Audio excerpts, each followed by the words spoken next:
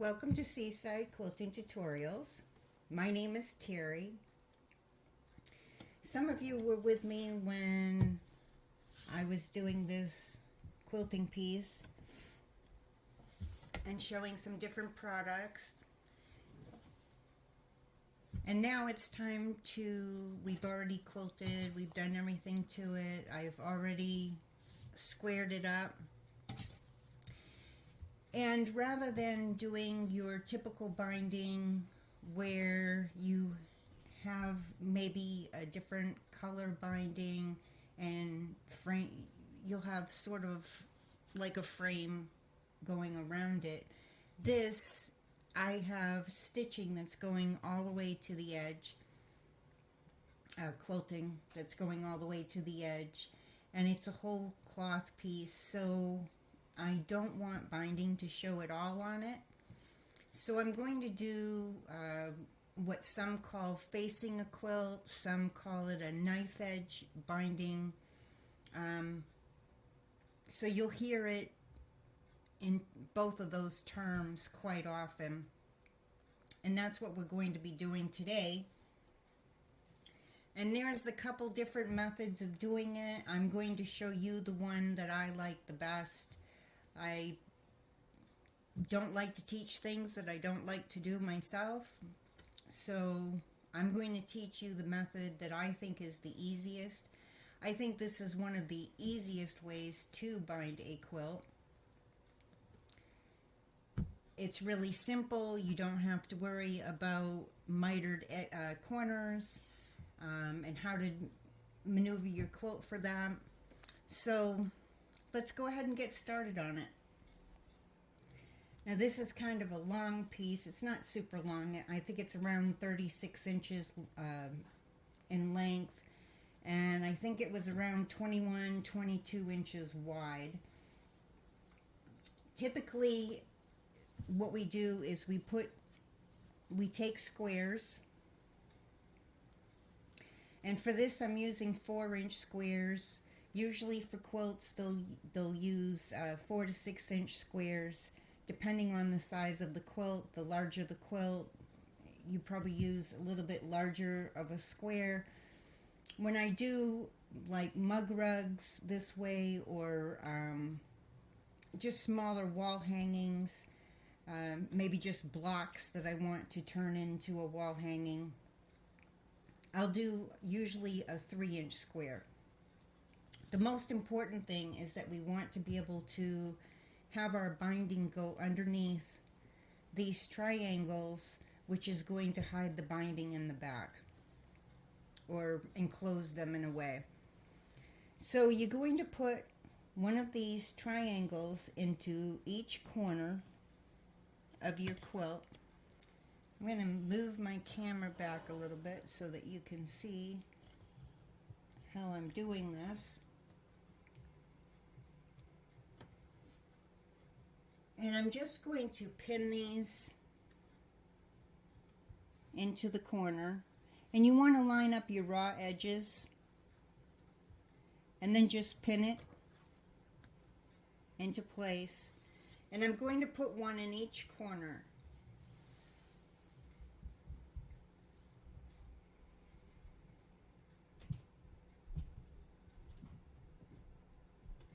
And just line them up the best that you can on each corner, and then pin it into place. Now this is the front side of my quilt, and this is where we're going to stitch down our binding first, and then we'll be flipping it over to the back. Quite often when doing machine binding with the mitered corners, we start on the back and then flip it over to the front and then stitch it down. But today, for the knife edge binding, we're going to be working our stitching on the top and then fold everything to the back. So let's go ahead and get those last two corners on.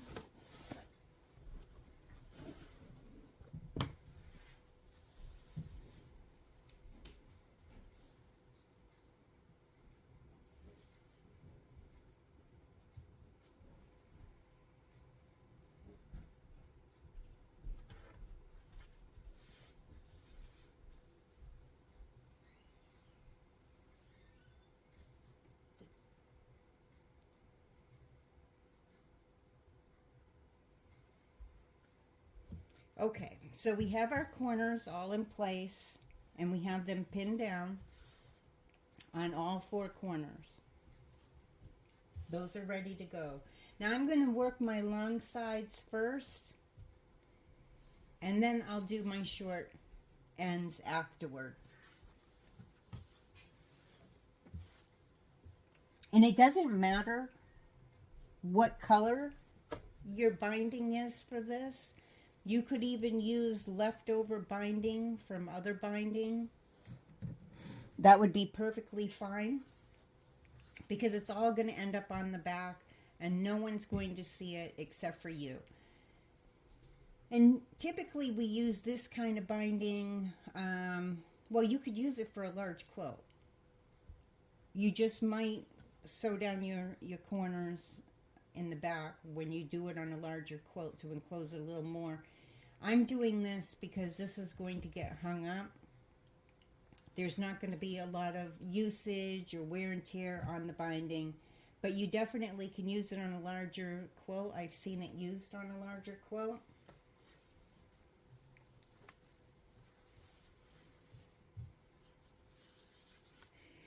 So you take strips,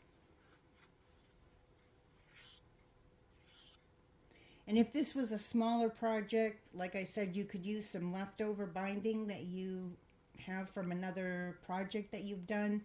A lot of times we don't know what to do with those strips. It's nice to find a way to use them up so that we're not wasting our fabric. Where these are longer, I need longer strips and I don't have any leftovers that are long enough, so I'm just using some white fabric that I have.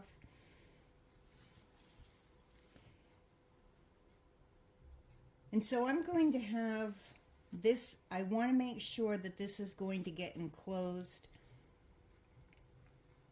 So when I stitch it, I'm going to bring it down to, about 1.5 inches or so from my edge.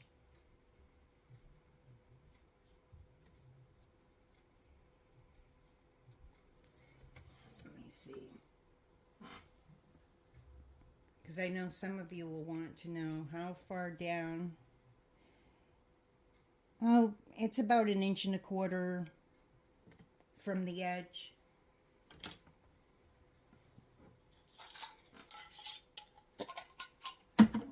And if you want, you can clip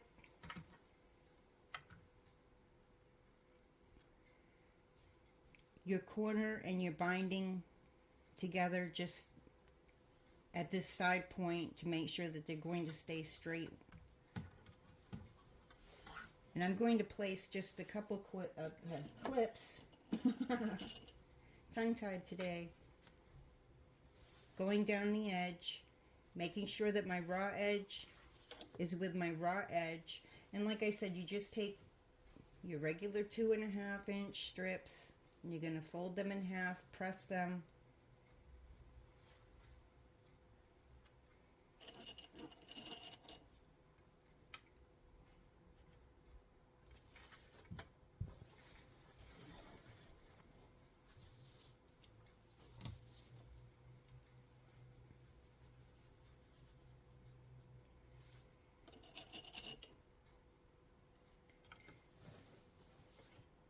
And the same thing when you get to the other end.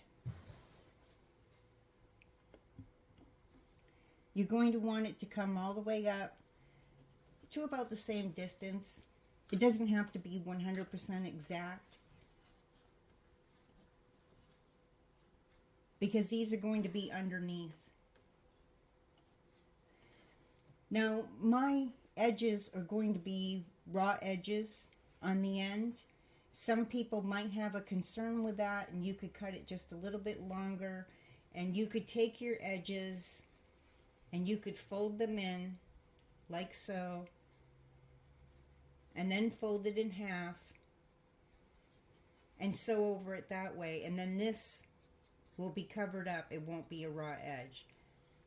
I'm not worried about it because this won't get washed a lot. It's not going to be used for anything other than to hang up on a wall. So I'm going to go ahead and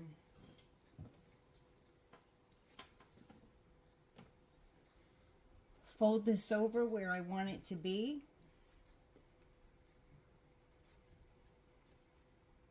It's around an inch, inch and a quarter from the end. My main concern is I want it to go underneath and be enclosed by my triangle. And it doesn't have to be a perfect straight cut. And so now I'll have a piece of leftover binding again, and I'll be able to use this on maybe a mug rug or, you know, a smaller wall hanging. So I save those for later.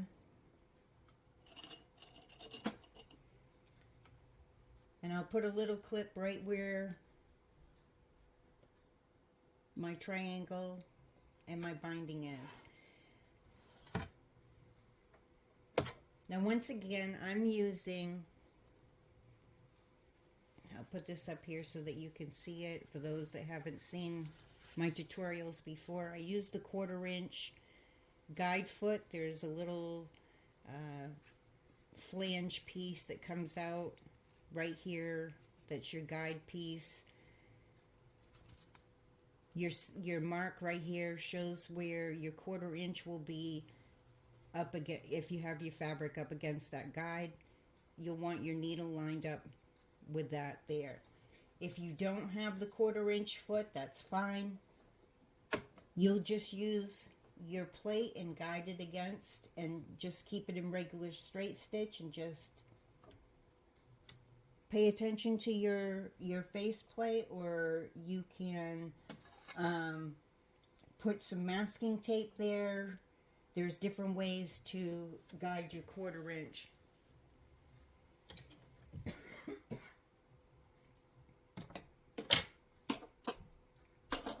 And I hope that you've been seeing some of my tutorials, because I go over a lot of this and repetitively, because there's some people that haven't seen some of the other ones, and some of you have heard this over and over from me.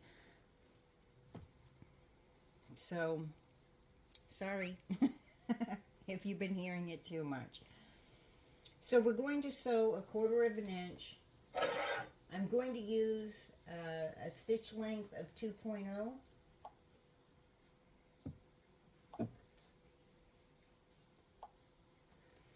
And I have this set so that my machine is in woven medium for fabric. I don't have a lot of bulk, so I don't need it to be in heavy. Medium is just fine for this. So we're going to sew all the way from the top edge, right where your corner triangle is. We're going to start up here. We're going to do reverse. We'll go forward a little bit, we'll reverse, then we'll come forward. That just reinforces your corner, and it's good to reinforce it. And then we're going to sew all the way from the top corner all the way to the very bottom corner.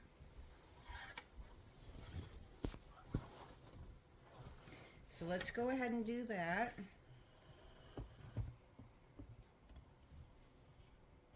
And I'm going to readjust just a little bit.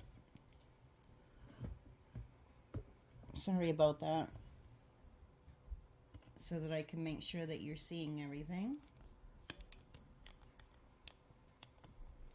And like I said, this is a lot easier than when you're doing the mitered corner, or you got to join your pieces. We don't have to join our pieces here, so it's much easier and much quicker. Or it might take about the same amount of time, I'm not sure. So you're going to start at your very top. I'm going to keep my needle in needle down position.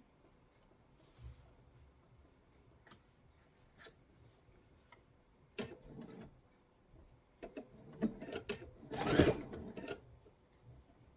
got my thread trapped over the little foot here. I'm just going to push that down, get it out of my way.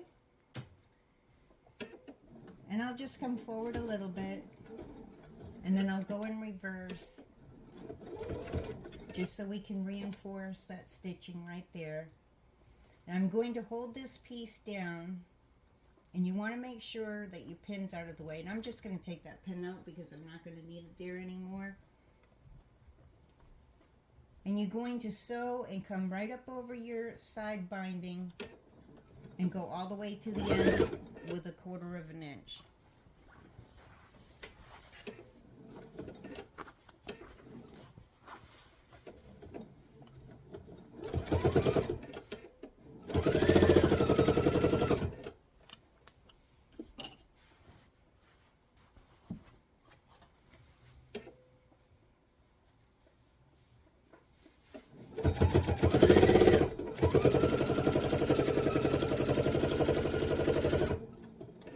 You can tell by the sound of my machine at the moment, I'm getting right to the point where I'm going to be needing a new needle to be put in.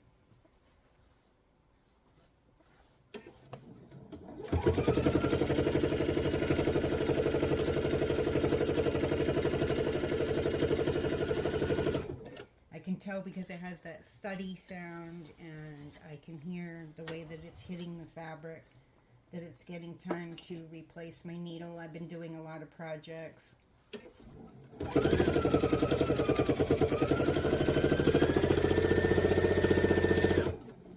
Needles are only good for about 8 to 10 hours.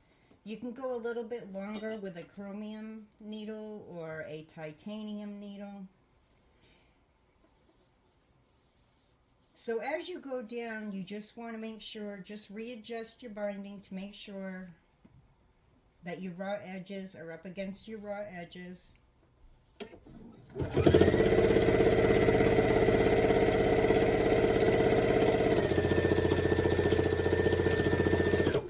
Yeah, I definitely need to switch out that needle.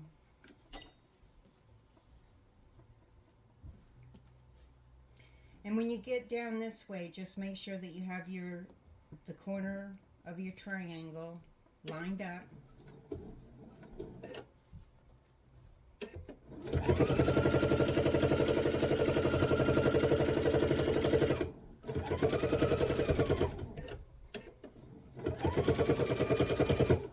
And I'm going to take this pin out so it doesn't get in the way.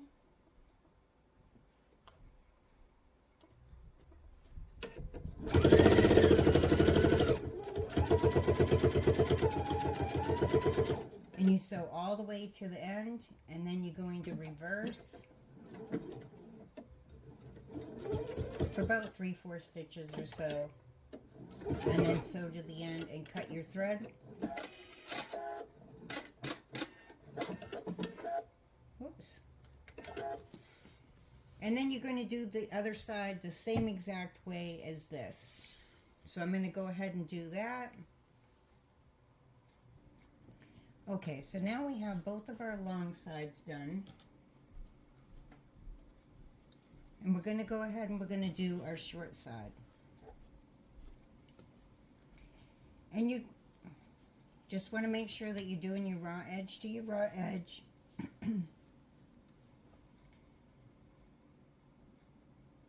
I bring this binding up so it sort of butts right up against the previous binding.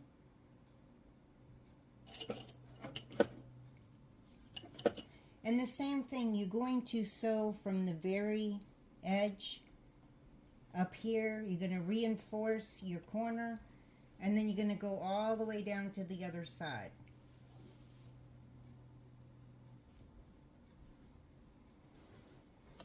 And this time I'm not going to cut my binding the exact length yet, but I'm going to have this corner butted up against the other binding, and I'm going to be starting up here all the way at the edge.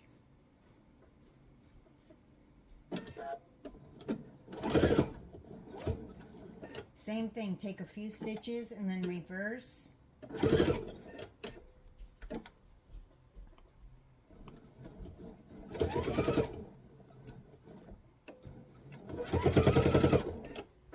make sure that your triangle is lined up on this edge over here with your binding, so it's nice and straight.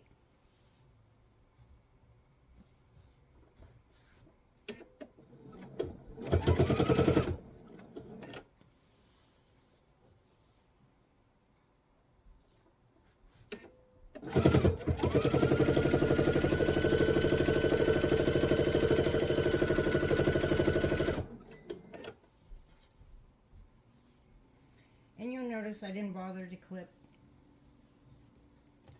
The bottom isn't as long as the top, as the sides.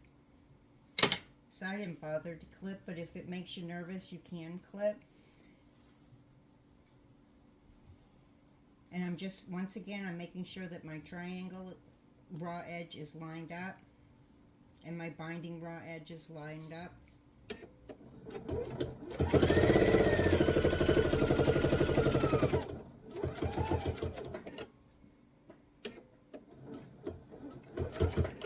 And once I've sewn into my triangle, I'm just going to fold my fabric back, making sure that it's going to butt up against my previous binding, and I'm going to trim that.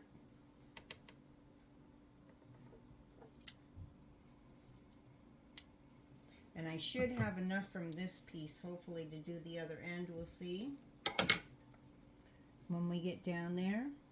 Pretty sure I measured it right, and it will.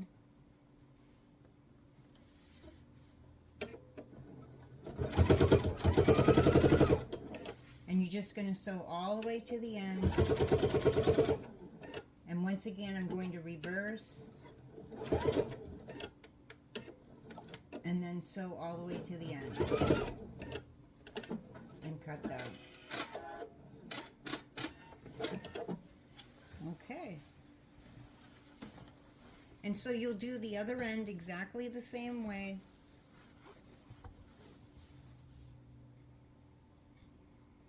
So now that we have all four sides done, we're going to sew diagonally to reinforce this corner.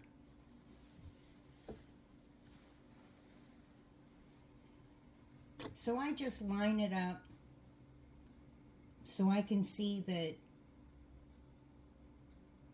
I'm going to be sewing right about where the connection is. So I'll be sewing just a little bit above this here where my two stitchings connected. I want to sew diagonally just like this. And you could make a mark if you want so that you can stay directly on that.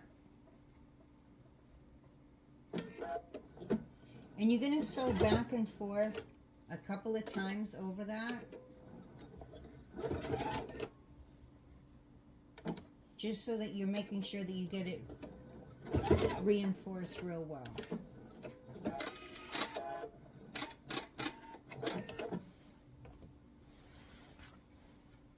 I'll trim my threads. I probably got just a little above where I really wanted to be, but I'm going to trim it just above that stitching, but don't cut your stitching that you just used to reinforce that corner. It's just going to help that corner take a little bit of bulk out of it, but reinforce it.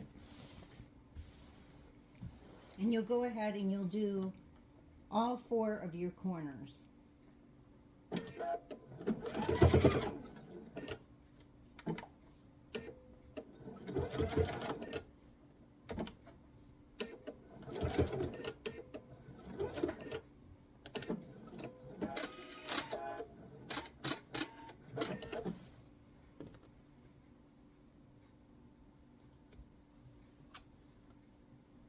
And while you're right there, it's a good time to trim any extra threads off. And you'll go ahead and do your other two corners exactly the same. So now we have all four sides with our binding. We're going to take and we're going to finger press We're just going to finger press our binding out. Our corners are still going to be in the corner. And we're just going to take and we're going to finger press.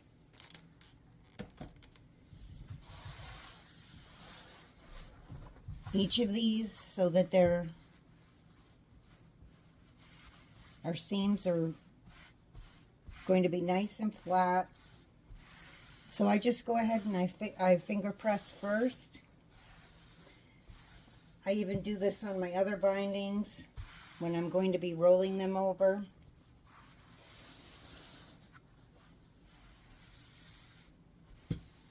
It just makes them roll over a little bit smoother. So I'm just going to go along each side and finger press it down. And then we're going to press it.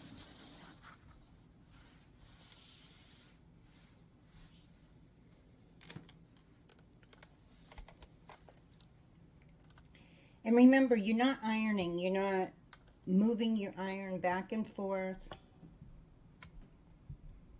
You're just pressing.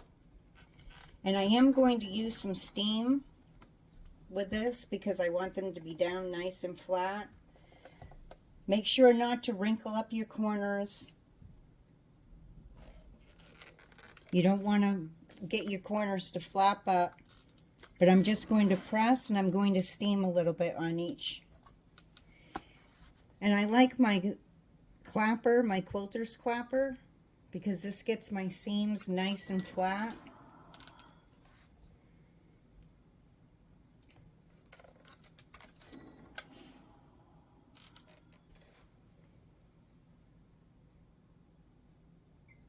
Eventually, I'm going to get the longer one. This is nice for small pieces, but I need to get one of those longer ones later on so that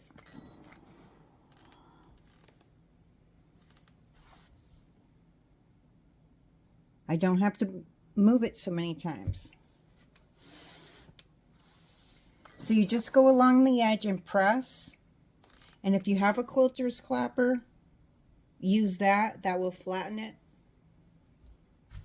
pretty nicely for you. Those that have tried the quilter's clapper in the last couple of months or so that have been buying them, and Seaside Quilting Supplies keeps them in stock, the people that have been purchasing them have been falling in love with them and finding that their blocks, their seams on their blocks are much flatter. And it's been making it easier for them to line up their blocks. This is a little tricky to do at my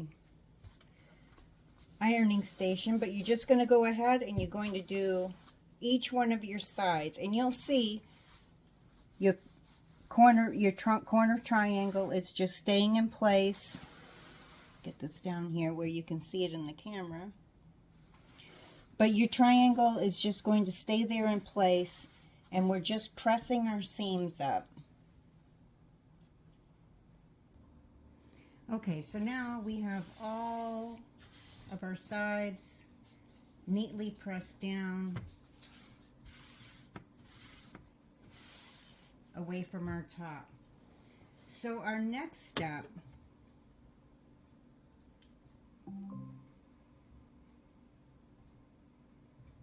is going to be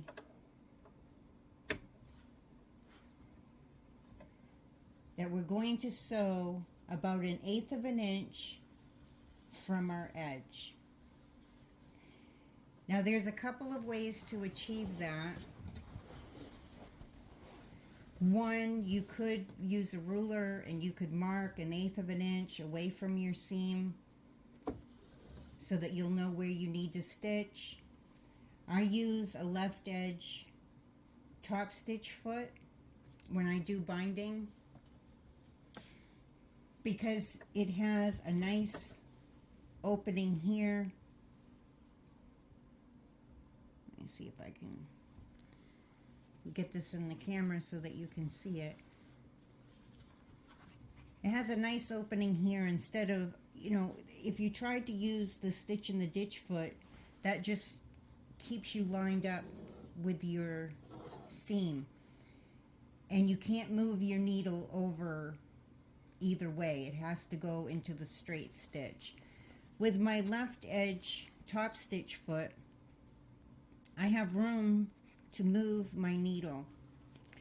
On the bottom, there's a groove in here, and one side is a little higher than the other side, and so my seam will go right up against this edge right here, and it stays up against that seam so that I can get a nice straight stitch. And I love this foot. If you're able to get this foot, I really highly recommend it, along with your 1/4 inch guide foot.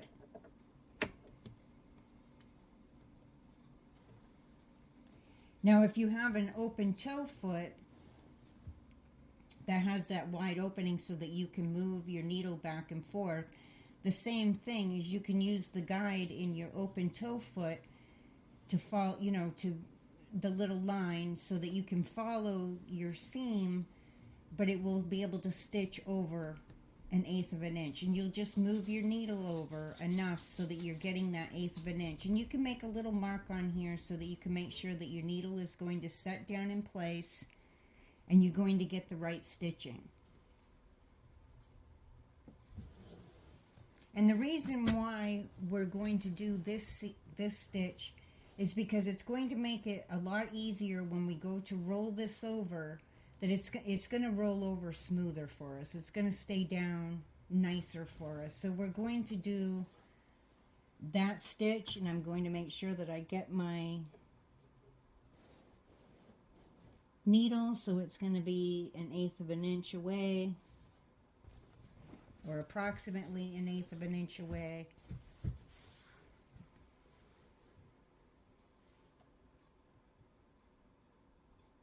And that should just about do it. And so you're going to stitch from the top of your binding here. You can start up here if you want, which will give it a nice rollover when you go to do that as well. But yeah, let me see. I got to remember how I do this. Yeah, I just go from the top of this here so that it rolls over easier.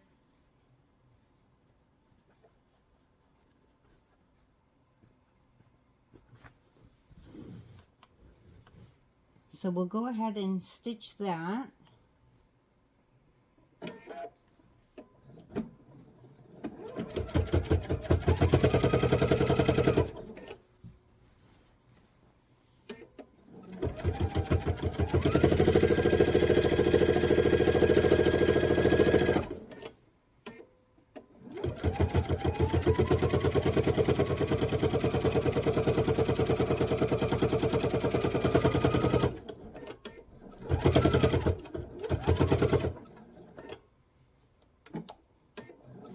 And I am going to reinforce that.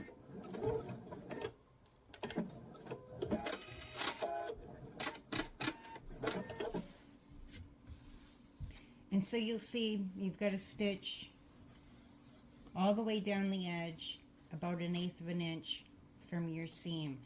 And it's just going to make it a little easier when we go to fold it, that it's going to want to fold just a little bit easier, and it reinforces your binding. So when we do press it, we'll be pressing it nice and flat, so you won't be seeing your binding at all, and you'll have that nice knife edge. So go ahead and do your 1/8 of an inch on each one of your binding strips, and then we'll continue from there. Okay, so we have all of our sides.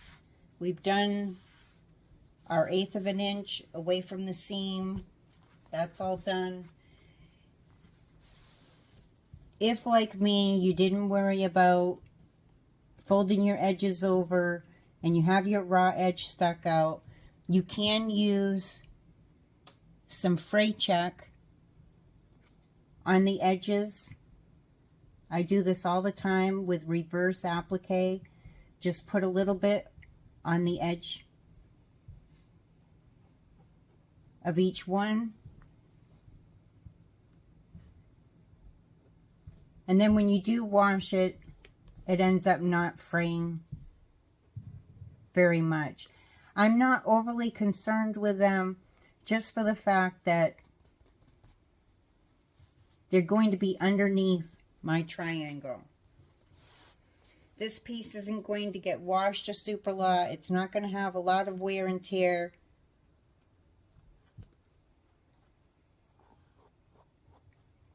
Because it's going to be hanging up. So they get washed. My wall hangings get washed maybe a couple times a year. And they often get switched out.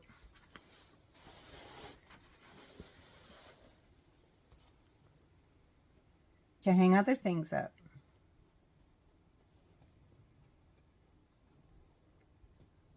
So I'm just squirting just a little bit on the edges of those. And then dabbing it off with my fingers.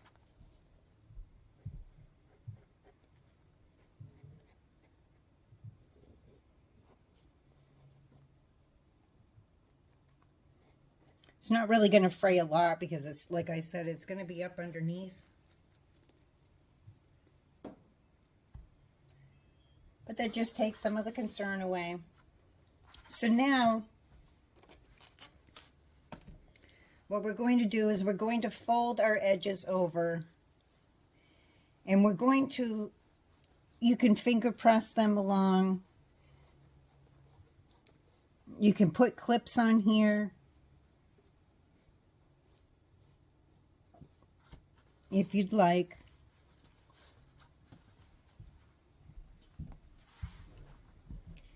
And you want to get it so that, let me pull this down here so you can see a little better what I'm doing here. So I'm just folding it over and I'm giving it a little finger press.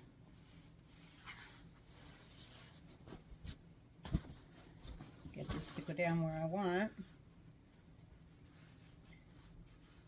And so I'm going to press this and steam it, and I'm going to use my quilter's clapper on here to get this a little flatter.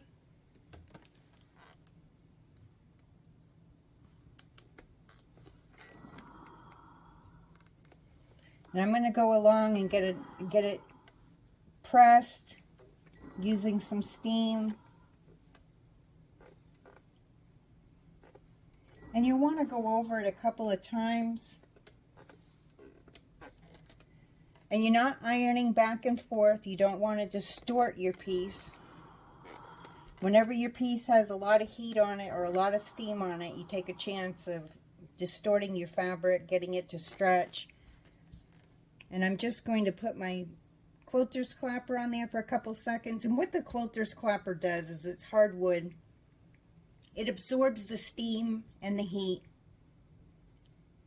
And it helps to use it to go back onto the fabric and flatten that fabric. And quite often, they're the same thing, but they call them tailor's clapper. And they'll use it on heavier seams to get them flatter on garments. And then quilters were like, oh, well, I think that would work for me. So then they made one and they called it the quilter's clapper. And it doesn't have to stay on there long.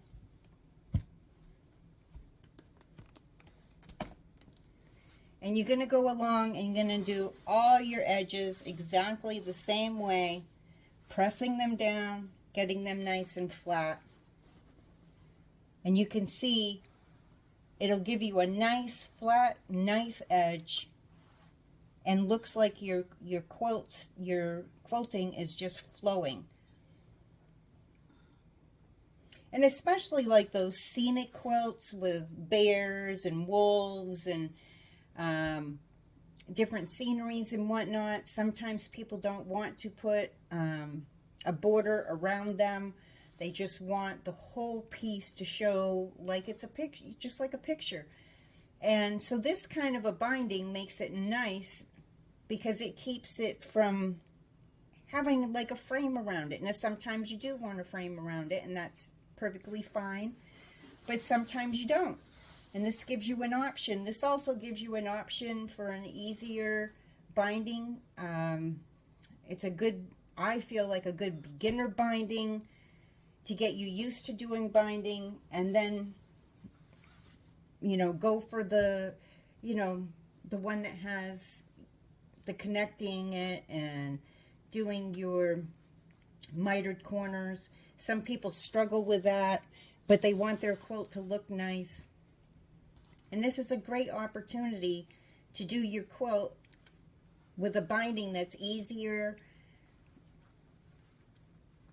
And I like it. I've used it on a few. I don't use it all the time. It just depends on what I want to achieve from my quilt.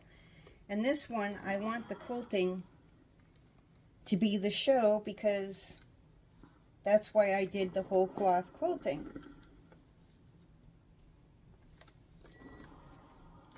So go ahead and steam each one of your sides. Get it nice and flat.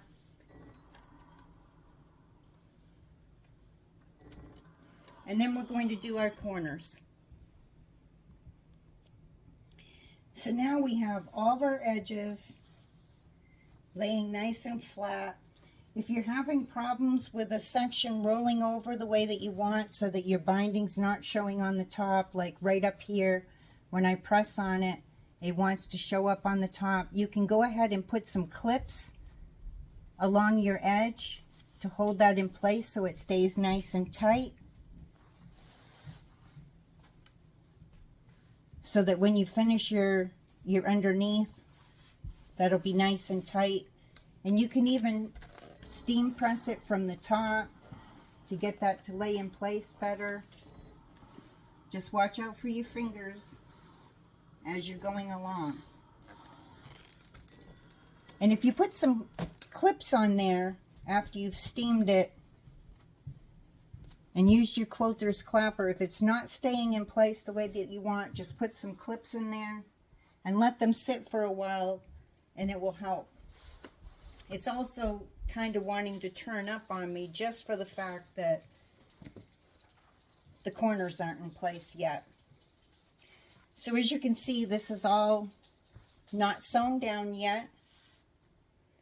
And so now we're going to flip our corners. And to do that, we're just going to take our corner and we're going to push it in. And then we're going to poke our corners out. Now it's handy to have a tool that pushes your corners out for you.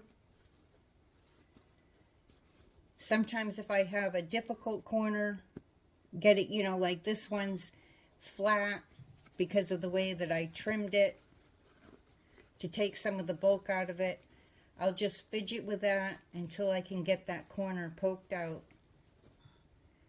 And you don't want to push too hard because you don't want to go, you know, like poke through your fabric. But just work on your corner and pushing up on your seam. And I'm going to have to play with that a little bit. Sometimes I take some tweezers and help lift the fabric out. But just keep, you know, manipulating your corner until you can get a nice corner edge. And I'll have to play with that a little bit more, but that gives you the idea of pushing your corners out. This one looks like it might do it a little nicer for me. And whatever tool, there's a lot of different tools for working on your corners. I've got, I don't know, 2 or 3 different tools over there that I use at my sewing area. And I'll just keep working on my corner until I get my corners exactly the way that I want them. And you're going to do all 4 sides. Just pushing them out.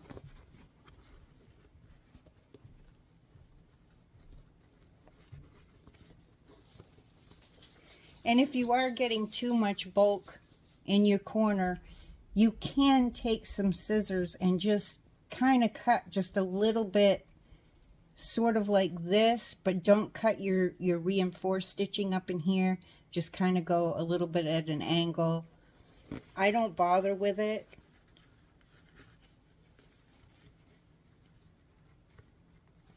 Because I'll get a lot of my bulk out with my clapper.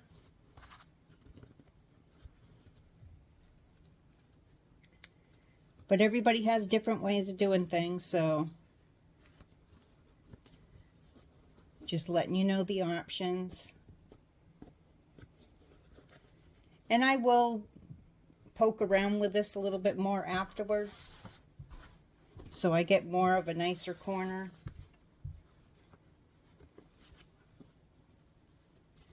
But just so that you can see. And I kind of poke on top where the white is, or the back binding, and then I'll poke up underneath that and mess with my seam until I can get this manipulated. And like I said, sometimes I'll take tweezers and pull that fabric out a little bit so it will come out to a straighter corner. And that does take a little while to get it the way that you want it. And once you get it to a straighter corner, I just use my clapper on it, and I'll put some steam on there, and then I'll smack it a few times and put some more steam, and eventually that will flatten out pretty nice for you. So as you can see now, my corners help my binding stay down better. With the corners flipped over to the other side, it was a little bit of a problem. So you can hand sew all the way straight across the back of the binding. The other thing that you can do, some people do not want to hand sew. They may have arthritis in their hands, different reasons. Some people do not like hand sewing at all. I don't sew my corners at all. I leave those open. And the reason being is because you can take a dowel and you just measure a dowel so that it will go from one corner to the other corner, or a stick, and you can stick it up in here and stick it up in here, and then you can use that to hang your quilt up, which is really nice to be able to do. So I don't sew my corners because they give me little tab hangers. But you will want to, I mean, you don't have to. If this was like a small mug rug, you wouldn't have to. It's just going to lay down anyway. But most people like to have a nice finish. So you can take this and just sew just a whip stitch along the edge. This is the back of your quilt or wall hanging or mug rug or whatever. Or if you don't want to sew or can't hand sew for different reasons, some people, they have a little bit of trouble with their eyes threading a small needle for doing the hand stitch binding. You can use the Aleene's Fabric Fusion Permanent Glue. And we have this kind here, and then we have the Turbo Tacky Glue in pens. I haven't opened this one yet, but you just take this And what I do is I lift this up. I lift this up and I just put a line of glue up near where my stitching is, and then press this down, and I put a little bit of heat on it, which helps seal it, and then I take some clips and I clip it along, or you can lay something heavy on it. Now I put a strip up where my seam is up in here, because that will help keep this nice and flat for me so it doesn't roll over. And then I put another strip of glue right along the edge and lay that down. I put a little bit of heat on it to help it to get it so it's starting to cure or set, however you want to look at it. And then you, like I said, you can take some clips and you can clip it, or you can stick this underneath your cutting mat and lay your cutting mat on it so it puts just a little bit of weight on it until it dries.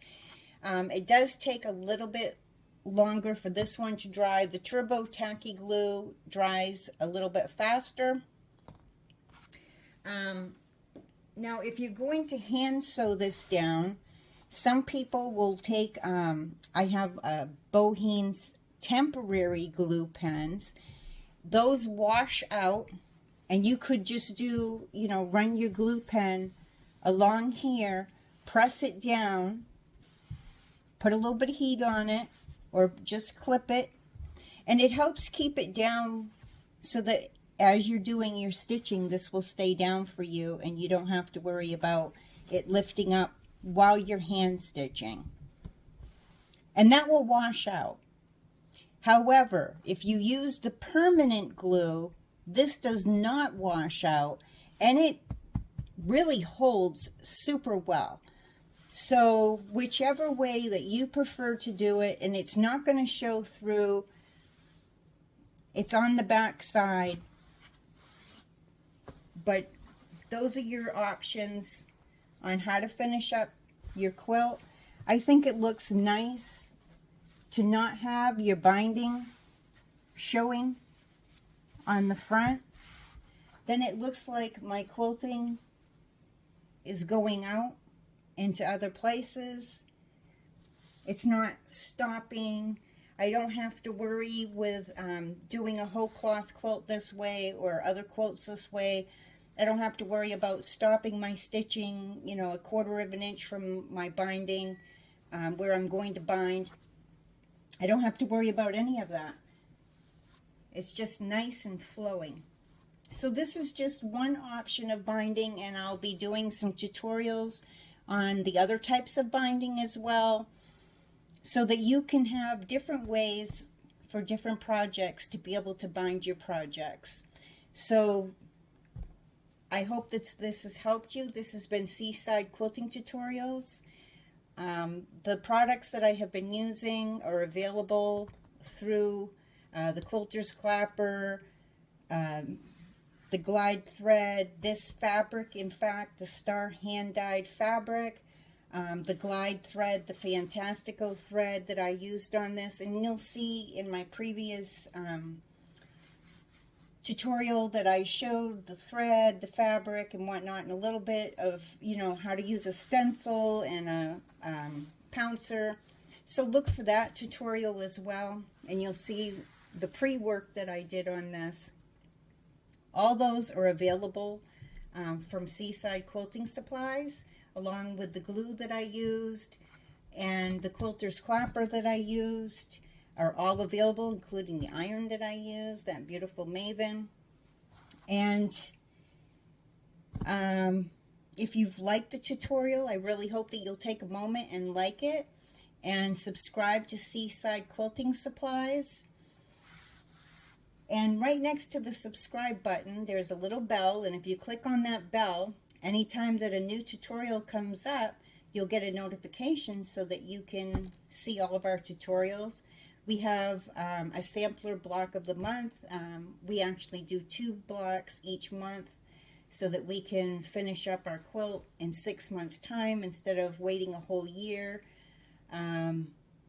All those are on a playlist. I hope that you'll look at those.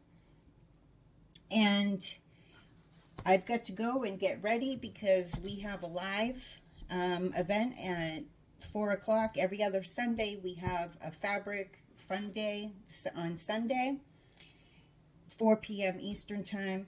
And every single Thursday at 7 p.m. Eastern Time, we have a sip and shop where we show notions, sales, fabric, all kinds of things, thread, stabilizers, all different things, and we change it up. We have the Quilter's Dream batting, which is, to me, the best batting ever, and you get to see a lot of our different things. We change it up each Thursday, and we change it up each Sunday. Sundays, we typically will have a time where we're showing the newer fabric lines that are coming in.